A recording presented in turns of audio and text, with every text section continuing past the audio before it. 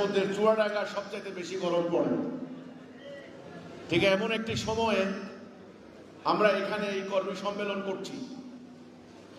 আমাদেরকে একটা কথা মনে রাখতে হবে, আমাদের প্রিয় ধর্ম ইসলাম যেই জায়গা থেকে এসেছে এবং আমাদের আখেরি নবী বিশ্ব নবী রাহমাতাল লিল আলামিন তিনি যেই এলাকার মানুষ ছিলেন সেটা আরবের মরু এলাকা, প্রচণ্ড গরম, উত্তপ্ত বালিয়াড়ি, সেখানে তিনি দিনের দাওয়াত দিয়েছেন।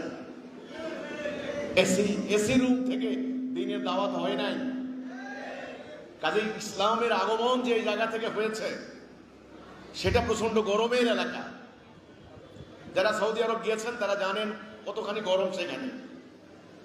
তা আমি আপনাদেরকে অনুরোধ করব, আমরা যতক্ষণ এখানে থাকব আমরা চেষ্টা করব মনোযোগ দিয়ে আমাদের বক্তব্য শোনার জন্য। আমরা আল্লাহ সুবহানাহু ওয়া তাআলার কাছে সাহায্য কামনা করছি, আল্লাহ যেন আমাদেরকে সহি সালামতে আজকের এই অনুষ্ঠান সমাপ্ত করার তৌফিক দান করেন।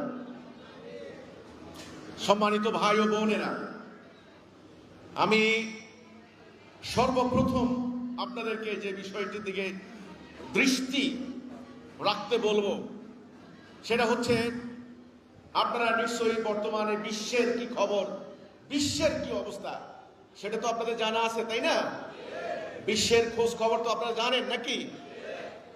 বিশ্বের খোঁজ খবরের মধ্যে আমি সংক্ষেপে শুধু এটুকু বলছি, আমি যখন কথা বলছি এই সময়ে অন্তত 30টার উপরে রাষ্ট্রে যুদ্ধ হচ্ছে। বিশেষ করে গত 1 মাস ধরে ইরানের উপরে যে হামলা হয়েছে তা নজিরবিহীন। ইরানের অবকাঠামো, তেল সম্পদ, প্রাকৃতিক গ্যাস, ইরানের ব্রিজ কালভার্ট, ইরানের নেতৃবৃন্দ, কাউকে তারা রাখে নাই, অধিকাংশ তারা ধ্বংস করে দিয়েছে। গত 1 বছর আগে প্যালেস্টাইনের মুসলমানদেরকে, সেখানে লক্ষ লক্ষ মুসলমানকে হত্যা করেছে, নারী শিশুকে হত্যা করেছে। প্রায় 24 থেকে 28 লক্ষ মুসলমান সেখানে উদ্বাস্তু। পুরো ফিলিস্তিন এলাকা এখন জনশূন্য, মানে মুসলমান নাই। আমাদের বাড়ির পাশে মিয়ানমারের 24 লক্ষ মুসলমানকে উচ্ছেদ করে দেওয়া হয়েছে। সেখানে রাখাইন রাজ্য মুসলমানদের এলাকা, সেই এলাকা এখন আরাকান আর্মি, ওই যে বৌদ্ধ ধর্মীয় আরাকান আর্মিদের দখলে সেটা। তো আমি যদি সারা পৃথিবীর অবস্থা দিকে তাকাই, মুসলমানদের অবস্থা কি? 8 কোটি মুসলমান উদ্বাস্তু। সারা দুনিয়াতে মুসলমানরা মার খাচ্ছে, লাঞ্ছিত হচ্ছে, অপমানিত হচ্ছে।